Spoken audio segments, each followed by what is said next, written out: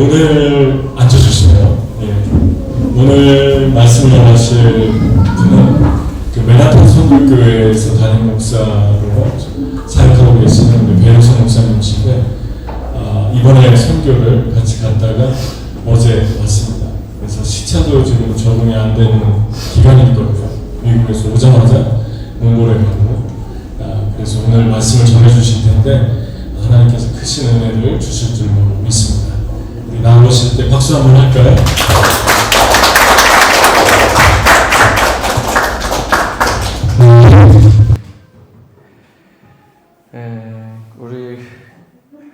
저는 이제 여러분들 아는 분들도 계시겠지만 많으신 것 같은데 제가 맨하탄에 하나님 나라에서 굉장히 유명한 교회가 하나 있거든요. 맨하탄 선교교회. 제가 2대 담임 목사가 된 배현석이라고 합니다.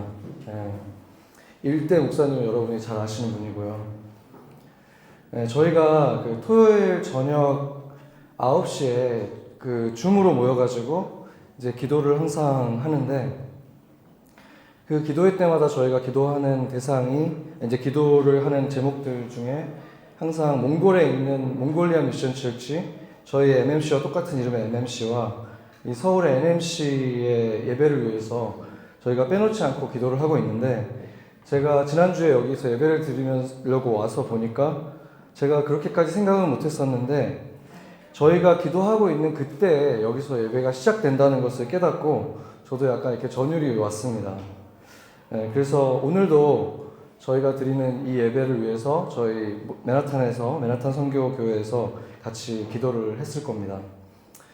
저는 이런 것들이 그 하나님의 마음을 녹이는 일이라고 생각합니다. 마치 부모의 마음을 녹이는 일이 한 아이가 굉장히 뛰어나고 그런 것보다 그 어린 동생을 계단을 오를 때 손을 잡아주고 이런 모습을 볼 때 부모 마음이 녹잖아요. 그런 것처럼 우리 하나님이 사랑하는 교회가 서로 사랑하는 모습을 볼 때 형제처럼 그렇게 서로 돕는 모습을 볼 때 그것만큼 하나님의 마음을 훈훈하게 하는 일은 없다고 생각합니다. 그래서 또한 주님은 저희가 이번에 다녀온 이 특별한 선교 3개의 교회, 형제 교회들이 모여서 같이 했던 이 선교를 너무나 기뻐하셨습니다. 언어도 통하지 않는 곳에 저에게 따지면은 제가 일트네트까지 가는 데는 30시간도 넘게 걸리는 거거든요. 그런데 거기서 제가 할 수 있는 것은 사실 굉장히 제한적이죠. 그럼에도 불구하고 이렇게 형제 교회들이 모여서 서로 먹고 자고 울고 웃고 이런 모습이 하나님 아버지 가슴을 정말 벅차게 하고 뭉클하게 하는 일이라는 것을 제가 또 한 번 깨달았습니다. 하나님께서 우리에게 뭔가를 부탁하실 때, 부르실 때 그 사역은 겉으로는 힘든 짐으로 보일 수도 있지만 사실은 나를 떠오르게 하는 날개 같은 것입니다. 그래서 여러분도 다음에 또 기회가 올 때 믿음의 걸음을 하시기를 축복합니다. 아멘.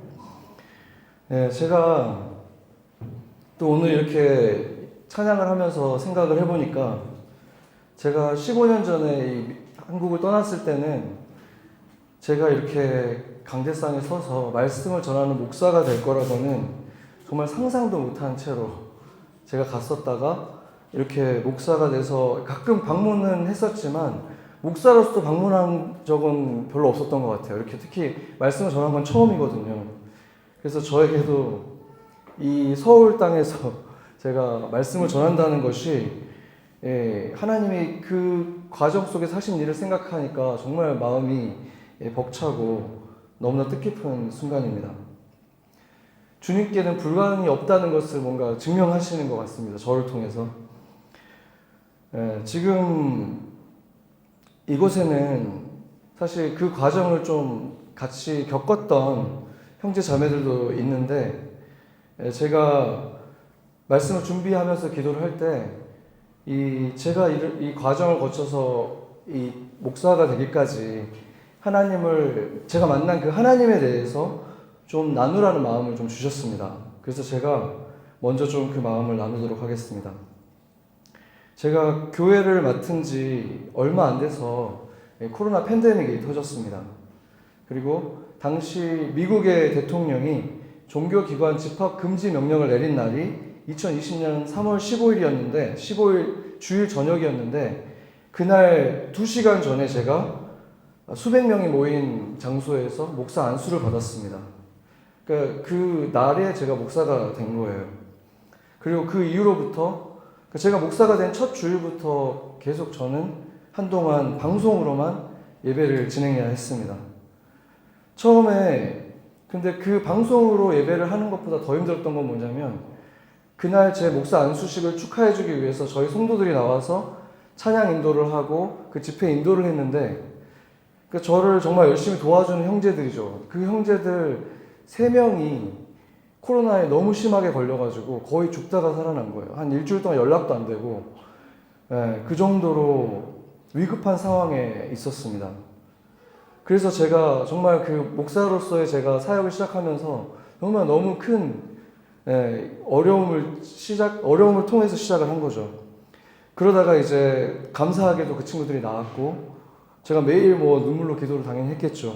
그리고 이제 코로나 상황이 점점 나아지면서 분위기가 달라져서 이제 몇 개월 후에 저희 집 뒷뜰에서 정말 한두 명, 3명 정도 모여가지고 방송을 하기 위해서 같이 이제 몇 명이 모여서 예배를 드렸는데 그때 그것만 해도 정말 너무 기쁘더라고요. 이렇게 사람 얼굴을 보면서 말씀을 전하고 그들의 표정을 보면서 있을 수 있다는 게 너무 벅차서 그때 영상을 제가 가끔 들어가서 보거든요. 그러면 그 땡볕에 1시간 동안 서 있으면 거의 이렇게 사람들이 졸도하잖아요. 근데 너무 기뻐가지고 막 웃으면서 제가 말씀을 전하고 있더라고요.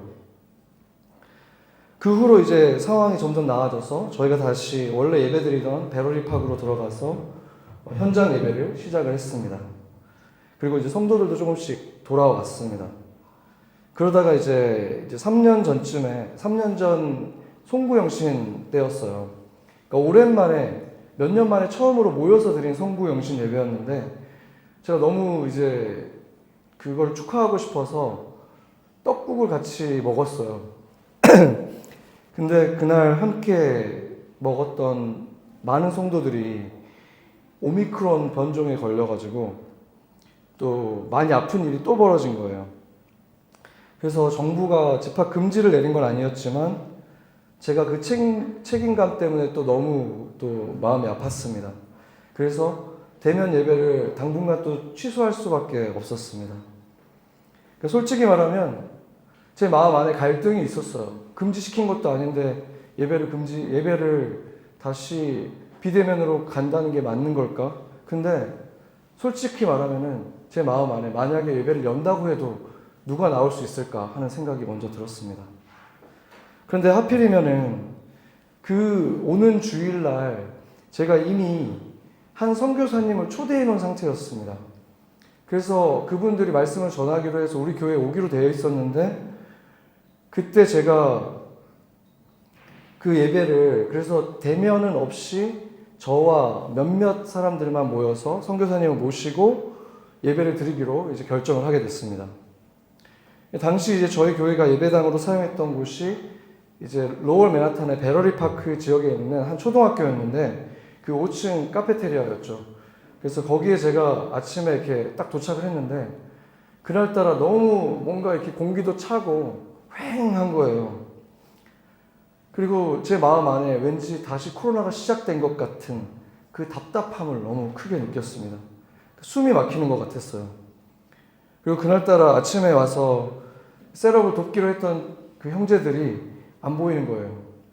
그래서 제가 이제 창고로 가서 예배 준비물들을 막 챙기기 시작하고 저희 아내도 와가지고 뭐 차 마실 것 이런 것들을 또 챙겨가지고 서로 말없이 그렇게 챙겨서 밖으로 나왔는데 아내가 이제 딱 그걸 챙겨서 나가는 모습을 제가 보고 저도 모르게 창고에 주저앉은 거예요. 주님이 왜 이 예배를 지켜주시지 않았을까? 이 예배를 누구를 위해서 지금 준비하는 것일까? 이런 게 저를 좀 무너뜨렸었습니다. 그렇게 한참을 좀 주저앉아 있다가 다시 인기척이 와서 다시 형제들하고 예배를 셋업을 하고 애써 아무렇지도 않은 듯 예배를 준비를 했습니다. 그런데 잠시 후에 저희가 그 장소를 빌려서 사용하는 그 학교의 관리인이었던 테레사라고 하는 분이 있는데 그분이 저를 찾아온 거예요. 근데 그분이 또 저한테 굉장히 충격적인 말을 했습니다. 그분이 곧 다른 학교로 옮긴다는 거예요.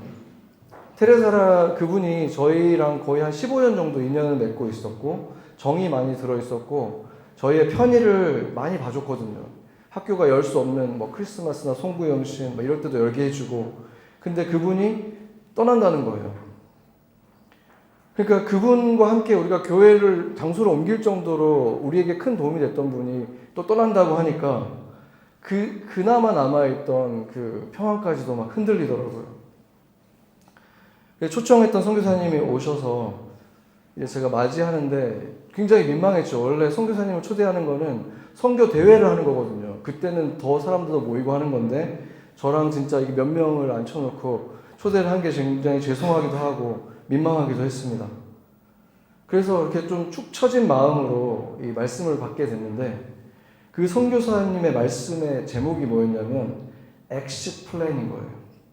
출구 전략을 세우라 이런 말입니다. 그 선교사님이 뭐 저의 지금 우리 교회 이런 상태나 저의 마음의 상태를 알고 준비한 게 아닐 텐데 그 상황에서 엑시트 플랜이라는 설교는 정말 저한테 약간 원자폭탄 같은 것이었죠. 제목뿐만이 아니라 실제 내용도 선교사님이 여러 선교지에서 이제 배우고 느꼈던 것을 바탕으로 나눠주신 것인데 그 선교사님이 휴가를 나왔다가 선교지로 다시 되돌아가야 되는데 비자가 거절을 당해서 정리도 못한 채로 선교지를 떠나야 되는 그런 이제 동역자들과 제자들한테 다 맡기고 완전히 갑작스러운 생이별을 하는 그런 경험을 나눠주셨습니다. 그러면서 그분이 자신이 존경하는 이제 어떤 미국 선교사님 얘기를 하면서 그 선교사님은 항상 떠날 준비를 하고 있었고 그것이 예측을 할 수 없는 하나님을 믿는 우리의 바른 자세라고 말씀을 하셨습니다. 그날의 그 일련의 그 모든 사건들이 말씀을 듣고 있는 저에게는 너무나 충격적인 거예요. 계속 멍했습니다. 선교사님의 말씀이 끝나면 제가 뭐 감사의 답사를 해야 되는데 뭐라고 말을 해야 될지 모르겠더라고요. 설교가 끝나고 나서 이제 제가 이 앞자리로 나오면서 걸어가는데 머리가 하했어요. 뭐라고 말해야 될지를 모르겠더라고요. 그래서 일단 광고하고 뭐 인사하고 마지막 찬양을 하고 났는데 저도 모르게 제가 이렇게 말을 했습니다. 제가 그 영상이 있기 때문에 한번 제가 다시 제 기억이 맞나 틀어봤는데 이렇게 말했어요. 이건 저의 사역이 아닌데 제가 너무 많은 부담을 내가 느끼고 있었구나. 이런 것을 느끼게 해주신 말씀이었던 것 같습니다. 제가 이제 담임을 맡은 지 2년 정도 되었는데 벌써 엑시트 플랜을 이야기할 때는 아니겠지만 주님이 선교사님을 통해서 특히 저에게 그런 말씀을 주신 것 같아요. 너의 사역이 아니다 라는 것을 다시 깨닫는 것 같습니다. 그래서 우리 교회도 선교사님의 사역에도 계속해서 주님의 사역이 되시기를 축복하겠습니다. 그리고 우리는 다음 주에 어디에서 어떤 모습이든 만나겠습니다. 제가 이렇게 말을 했습니다. 그날 저는 은혜로 시작했다가 어느새 교회라는 이름의 서비스 업체 사장처럼 내 종교 사업의 성공과 실패를 나의 가치와 동일시하고 있었음을 보게 되었습니다.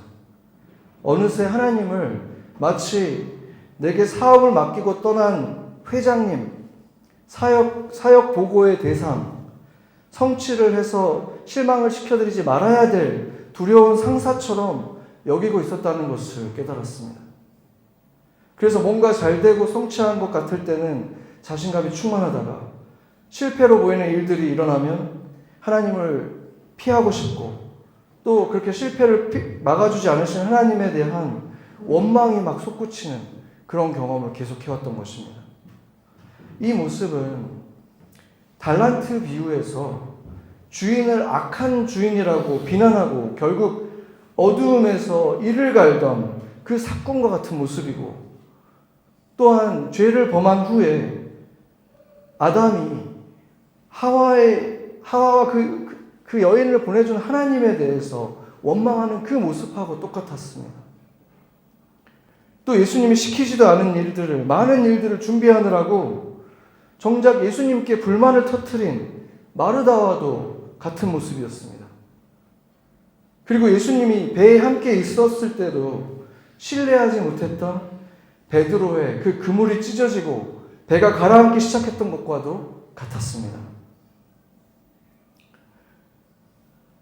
저희 교회에서 작년 내내 이 마가복음을 함께 보면서 지금은 이제 사도행전으로 이어져 가고 있는데, 그때 제가 이번에 많이 감동이 됐던 부분은 부활하신 예수님이 무려 40일 동안이나 지상에서 머물던 시간을 생각해 보면은 너무 놀라운 시간이신 거죠. 그 부활의 몸을 가지시고 이 땅에서 하나님의 아들 모습 그대로를 가지고 계셨었다는 거. 인류 역사상 정말 놀라운 그 40일의 시간을 제가 묵상할 기회를 가졌는데, 그 40일 여정을 보면 동선상으로 봤을 때 정말 이해하기 어려운 일정이 하나 있습니다. 바로 갈릴리에서 제자들을 다시 만난 그 일화입니다. 최초로 부활한 예수님이 최초로 만난 사람은 막달라 마리아였고, 그 다음에 어머니 마리아를 비롯한 여인들을 만나서 예수님이 뭐라고 하냐면, 내 형제들에게 가서 전해라. 내가 너희들을 갈릴리 바닷가에서 만나겠다라고 전해라고 몇 번을 지시하셔서, 처음에 막달라 마리아, 나중에 다른 여인들에게까지. 그래서 다락방에 있던 형제들에게 이 여인들이 가서 계속 얘기한 거죠. 그런데 이들은 아직 부활을 믿지를 못했잖아요. 그리고 이 여인들의 말도 믿지 못했습니다. 그래서 그들이 그 말을 무시하고 계속 예루살렘의 다락방에 머물러 있었습니다. 그리고 나서 나중에 우리가 갈릴리에서 예수님과 제자가 만나는 상황에서 일어났던 일들을 보면, 이게 꼭 갈릴리에서 일어났어야만 하는 일인가 하는 그런 의문이 조금 듭니다. 왜냐하면 하룻밤에 고생을 하고 예수님을 아침에 잠깐 만나서 대화를 하고 다시 예루살렘으로 돌아와서 성령을 받고 그런 일들이 일어나거든요. 중요한 일들, 승천과 이 모든 일들은 결국에는 또 성령 강림까지 다 예루살렘에서 이루어진다는 것이죠.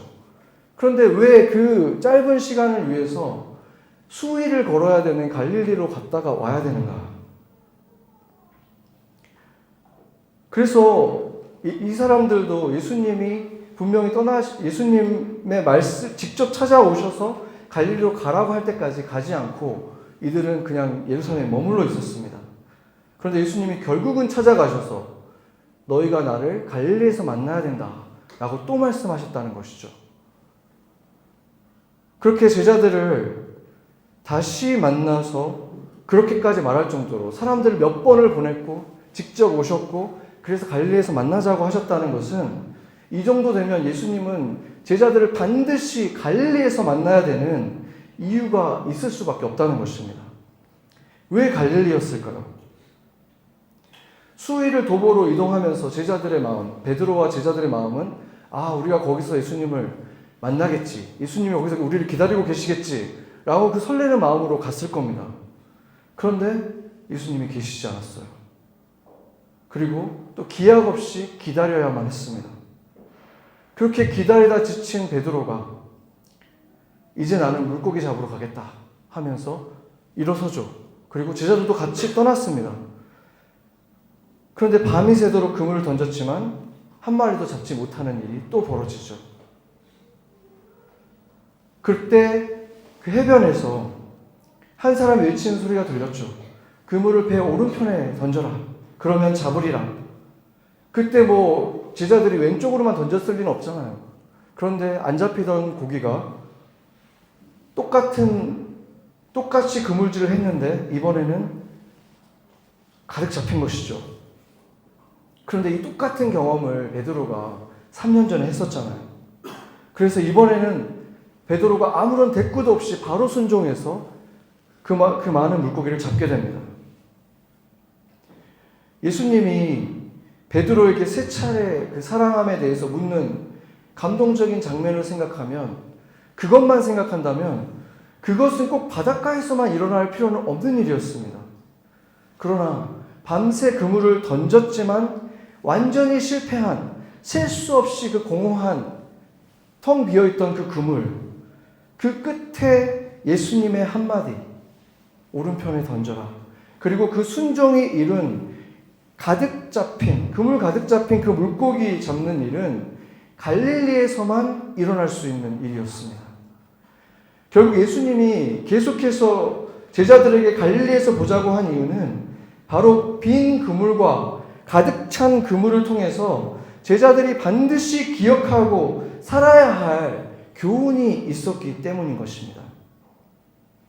사실 3년 전에 예수님이 베드로의 배에 처음 탔을 때 그 이후로 처음으로 지금 베드로는 물고기 잡기 위해서 작정하고 배에 다시 오른 것이었죠.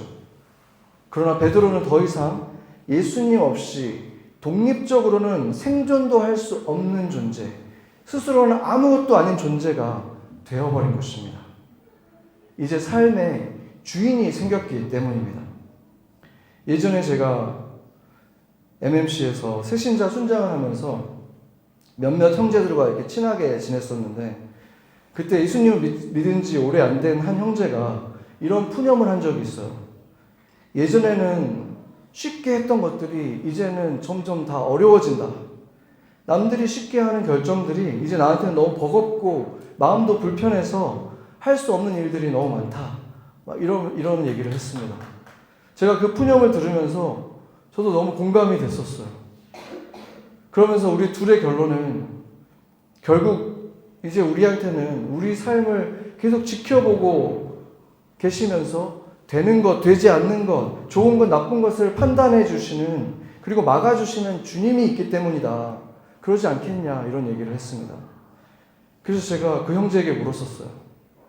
그래서 돌이키고 싶어? 예수님 믿은 거? 그때 서로 이렇게 바라보는데 이상하게 눈물이 핑 도는 거예요. 그 기억이 생생합니다. 그러면서 우리가 동의했었어요. 그래도 그럴 순 없지. 예수님이 그의 배에 오르셨다는 것은 너무나 분명한, 주인이 바뀌었고 혼자가 아니라는 것에 대한 상징입니다. 그리고 예수님을 주인으로 모신 분들이라면 이게 무슨 말인지 알 겁니다. 이제 내 멋대로 살 수 없다는 게 어떤 의미인지. 바로 그날에도 베드로는 밤새 한 마리도 잡지 못하는 희한한 밤을 보낸 직후였습니다. 평생 어부로 살던 베드로의 배에 오른 그 예수님의 모습은 누가 봐도 전혀 어업과는 무관한 비전문가로 보였겠죠. 그래서 베드로는 예수님이 깊은 곳에 그물을 던져라 이렇게 했을 때, 아, 거기 던지면 물고기가 정말 많을 거야 라는 믿음으로 던진 게 아니라 도리어 거기 내가 해봤는데 없어요 라는 것을 증명하려는 의도가 다분한 상태로 그물을 던진 것입니다. 베드로가 이렇게 말했습니다. 선생님, 우리들이 밤새도록 수고하였으되 잡은 것이 없지만은 말씀에 의지하여 내가 그물을 내리리이다. 한글 성경을 보면 마치 베드로가 이미 믿음이 충만해서 말씀에 의지해서 믿음의 고백을 한 것처럼 보일 수도 있지만, 그랬다면 왜 정작 물고기가 잡혔을 때 베드로가 그렇게 두려워하고 놀라겠습니까? 영어와 원어의 표현으로 보면은 그렇게 말하니까 내가 한번 해보겠습니다, 이런 것에 더 가깝습니다. 물고기가 잡히고 나서 어떤 일이 일어났는지 누가복음을 제가 한번 읽어보겠습니다. 5장입니다. 5장 6절, 7절, 8절인데, 그렇게 하니 고기를 잡은 것이 심이 많아 그물이 찢어지는지라. 이에 다른 배에 있는 동무들에게 손짓하여 와서 도와달라 하니 그들이 와서 두 배의 채움에 잠기게 되었더라. 시몬 베드로가 이를 보고 예수의 무릎 앞에 엎드려 이르되 주여 나를 떠나소서, 나는 죄인이로소이다 하니. 베드로의 이 고백은 그가 그물을 던졌을 때 결코 의심 없는 굳은 믿음을 가지고 그물을 던진 것이 아니었다는 것을 확증하는 것입니다. 그런데 우리가 여기에서 주의해야 볼 것들이 몇 가지 있는데, 첫 번째는 물고기가 찢어질 정도로 많이 잡혔다, 이렇게 그냥 상징적인 표현이 아니라 그물이 찢어지기 시작했다라고 분명히 말하고 있습니다. 두 번째로 동무들의 배까지 와서 도왔지만 그 배가 잠기기 시작했다고 말하고 있습니다. 그리고 세 번째로 베드로는 이 놀라운 기적을 보고 오히려 엄청난 두려움 속에 예수님에게 제발 떠나달라고 간구했다는 것입니다. 이 세 가지는 모두 한 가지 사실을 보여주는 것입니다. 베드로는 이 모든 상황을 아직 감당할 수가 없다는 것입니다. 그물은 찢어지고 배는 잠기고 예수님은 두려워서 가까이 갈 수가 없었습니다. 그리고 3년 정도가 지난 다시 찾은 갈릴리 바닷가에서 아주 비슷한 일이 일어난 것입니다. 그런데 이 두 사건의 비슷하지만 중요한 차이점들을 보여줍니다. 오늘 우리가 읽은 본문인데 21장 11절을 보면 시몬 베드로가 올라가서 같이 한번 읽어볼까요? 11절. 네, 같이 한번 읽어보겠습니다. 시몬 베드로가 올라가서 그물을 육지에 끌어올리니 가득히 찬 큰 물고기가 153마리라 이같이 많았으나 그물이 찢어지지 아니하였더라. 아멘. 중요한 차이점들은 첫째로 이 그물이 찢어지지가 않았다는 것입니다. 그리고 심지어 153마리라는 몇 마리인지 정확하게 상황 파악이 됐다는 것입니다. 그리고 물고기를 잡은 베드로는 즉시 물에 뛰어들어서 예수님을 향해서 전속력으로 돌진을 했습니다. 3년 전과 거의 똑같은 기적이 일어났지만 그 결과는 이렇게 달랐던 것입니다. 간단히 말하면 3년 전에 베드로는 찢어지는 그물처럼 어느 하나 손에 쥘 수 없게 아무것도 감당이 되지 않았지만 3년 후에 베드로는 가득 찼지만 찢어지지 않았고 정확히 몇 마리인지까지 셈이 될 만큼 충분히 감당하고 있었다는 것입니다. 복음서에서 베드로처럼 자주 언급된 제자가 없죠. 그리고 언급될 때마다 대부분 우리에게 어떤 신앙의 좋은 본이라기보다는 좀 좌충우돌하면서 꾸지람 받는 모습으로 더 많이 등장합니다. 심지어 예수님이 붙잡혀 가던 날에는 예수님을 세 차례나 부인하면서 배신하기까지 했잖아요. 그 배신이 더 부끄러운 것은 불과 몇 시간 전에 자신은 죽음도 불사하고 예수님을 따르겠다라고 가장 먼저 소리치며 장담한 인물이 베드로였기 때문입니다. 그런데 그 베드로가 닭이 우는 소리를 듣고 예수님이 전에 하신 말씀이 생각났다. 그러면서 통곡을 하잖아요. 그리고 회개하는 장면이 있는데 그러고 나서 예수님을 처음 만난 게 다락방이었잖아요. 예수님 다시 찾아왔을 때. 분명히 베드로가 거기 있었거든요. 평상시에 베드로라면 나와봐 하면서 제일 먼저 나타났을 거예요. 근데 베드로의 이름이 등장을 하지 않습니다. 정말 한마디도 하지 않는 생소한 베드로의 모습이 거기에 나타나고 있습니다.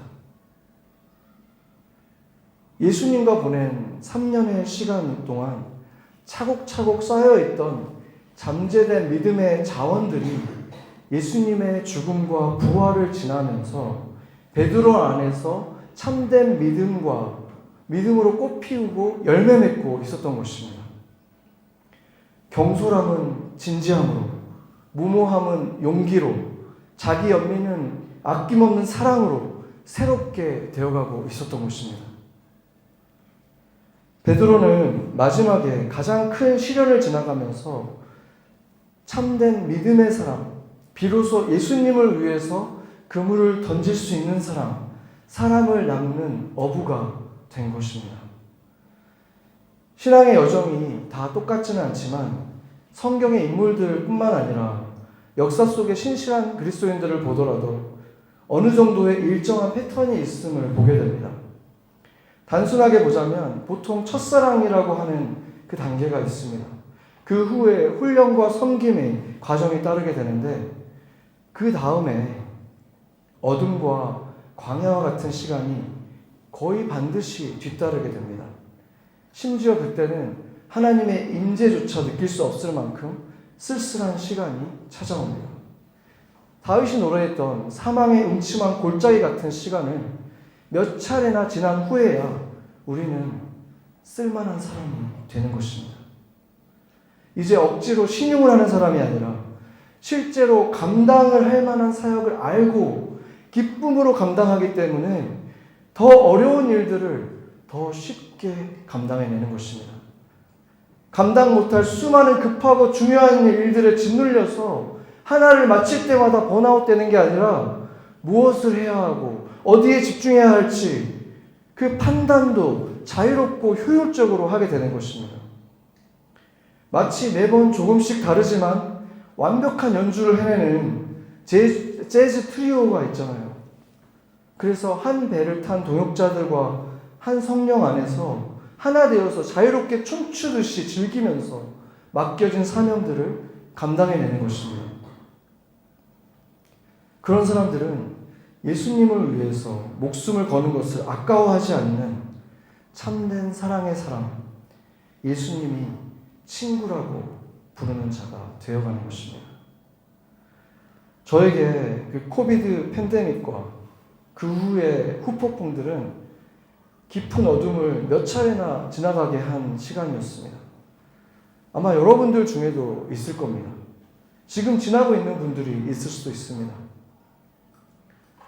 그런데 바로 이때가 닭이 우는 소리를 들으며 통곡했던 베드로의 심정으로 주님과 떨어진 그 시간에 주님을 향한 사랑을 확인하고 다시 시작하는 기회인 것입니다. 예수님은 열심을 다하다가 지쳐서 주님께도 불만을 드러냈던 마르다를 부르실 때 정말로 완곡하게 부르셨어요. 마르다야, 마르다야. 그러면서 내가 열심히 잘하고 있는데 이것만 고치면 되겠다라고 말씀하시지 않았어요. 불만과 시기와 분주함으로 나타난 그 영혼의 상태에 대해서 경고했습니다. 마르다야, 마르다야. 내가 많은 일로 염려하고 근심하고 있지만 몇 가지만 하든지 혹은 한 가지만이라도 족하니라. 마리아는 이 좋은 것을 택하였으니 빼앗기지 아니하리라 하시니라. 더 좋고 덜 좋은 것 중에서 마리아가 더 좋은 것을 택했고 너는 덜 좋은 걸 택했다. 이렇게 말씀하신 것이 아니라 네가 하고 있는 이 많은 일들은 대부분 다 헛되다. 이렇게 말씀하신 거예요. 왜냐하면 결국 아무것도 남지 않고 다 빼앗길 것들이기 때문입니다. 이것은 사도 바울이 한 말과 똑같은 의미입니다. 사랑이 없으면 방언이나 예언도 꽹과리 같은 소음에 불과하고 누군가를 돕기 위해서 내 몸을 불사르게 내어줘도 주를 향한 사랑이 없이 한 일은 아무것도 아니다. 지금 마르다가 하는 많은 일들이 그렇게 헛되다는 것입니다. 먼저 주를 사랑하는 존재가 되어서 사랑하는 만큼 자연히 흘러나오는 기쁨으로 한 가지 일이라도 그 사랑으로 하는 것이 영원히 복된 것이다 라고 말씀하신 것입니다. 그래서 주님이 주시는 멍에는 무거워 보이지만 가볍고 힘들어 보이지만 사실은 쉼이 되는 것입니다. 몽골은 저에게는 갈릴리와 같은 곳입니다. 8년 전에 그때도 저에게 좀 힘든 고비가 한 번 있었습니다. 신학생 때 사명까지 흔들릴 만큼 힘든 시간을 보낸 때가 있었는데 열심히 사역은 하고 있었지만 공부도 열심히 하고 있었고 아빠로서 또 열심히 살고는 있었는데 내 안에 기쁨이 사라졌었습니다. 그때 뭐라도 하지 않으면 안 되겠다 이런 정말 갈급한 상황에서 목사님이 몽골 같이 가자 하시는데 도저히 갈 여건이 안 됐었어요. 그렇지만 그냥 절박한 마음으로 가게 됐습니다. 그곳에 가서 제가 뭘 할 수 있겠습니까? 언어도 안 되고 처음 가본 곳에서. 그냥 아무것도 하는 일 없이 따라만 다녔습니다. 여기 가자고 하면 가고 신방 가자고 하면 가고 그냥 계속 그렇게만 다녔어요. 근데 그 하얀 나라에서 지금도 눈을 감으면 보이는 그곳에서 하나님을 다시 만났습니다.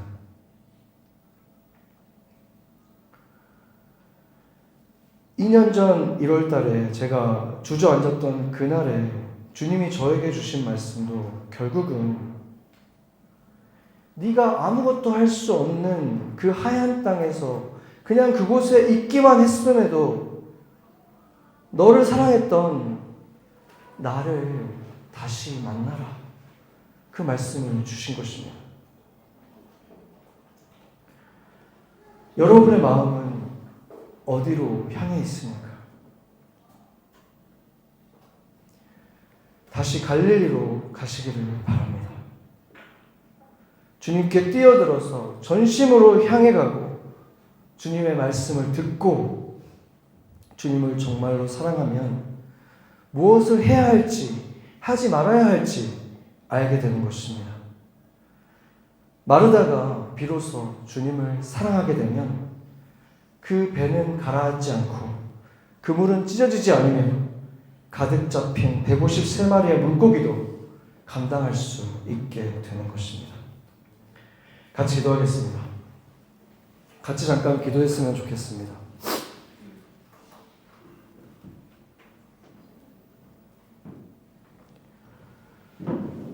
주님이 나에게 그곳으로 반드시 돌아오라, 그곳에서 만나자 하시는 갈릴리가 어디인지 물으며 나아갔으면 좋겠습니다. 주님이 그곳에서 우리를 만나 주실 것입니다. 몇 차례나 제자들에게 그곳에서 만나자, 그곳에서 만나자, 그곳에서 나를 만날 것이다 하셨던 주님의 음성을 들으며 나의 갈릴리를 향해 마음을 열겠습니다. 같이 기도하겠습니다. 아버지 하나님, 주님, 아버지 주님의 은혜가 아버지 주님 내 사랑으로 응하게 해주십시오. 아버지 주님 보시옵소서. 땅을 향해 나아가게 하여 주시옵소서. 아버지 똥으로 그 길을 걷게 하여 주시옵소서. 아버지 주님, 아버지 주님 주옵소서. 아버지 주님 주옵소서. 아버지 주님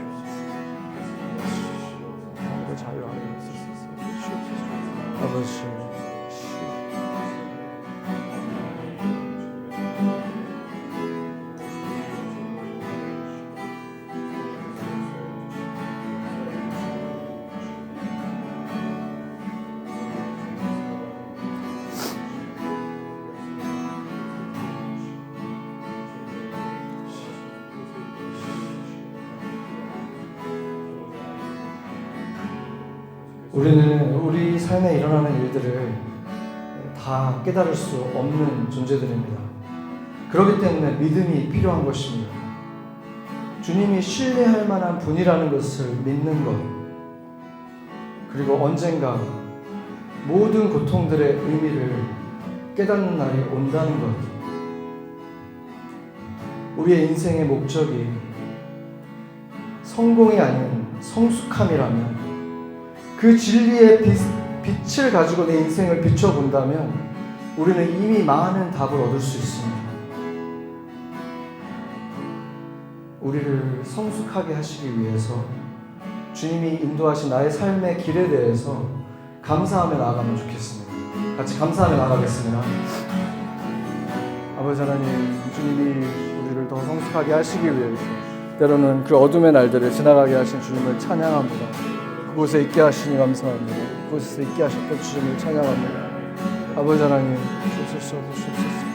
아버지 하나님, 주옵소서, 주옵소서, 주옵소서. 아버지 하나님 주옵소서. 아버지 하나님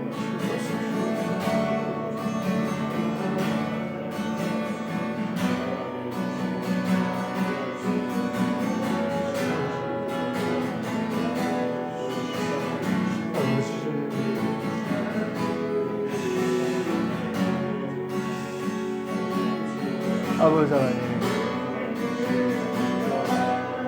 아버지 하나님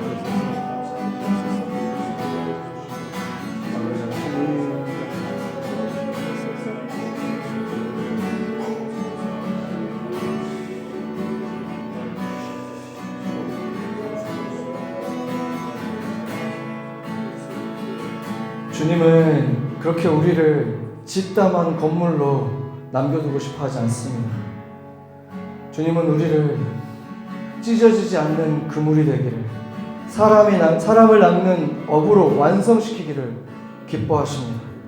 우리가 베드로처럼, 그 물에 뛰어들었던 베드로처럼 이제 주님이 인도하는 것이 가장 좋은 길이다.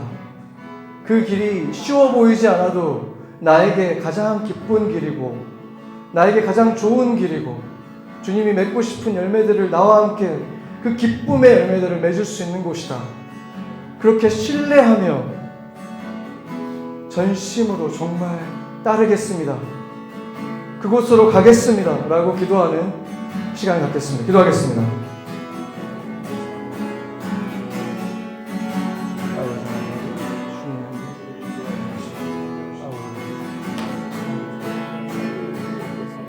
아버지 하나님, 아버지 하나님,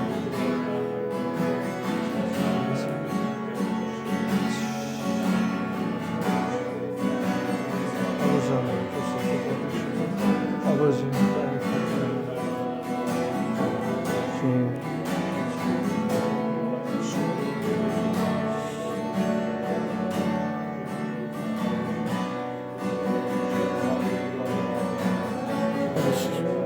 주님을 그렇게 사랑하며 나아가게 해 주시옵소서. 아버지 사랑합니다.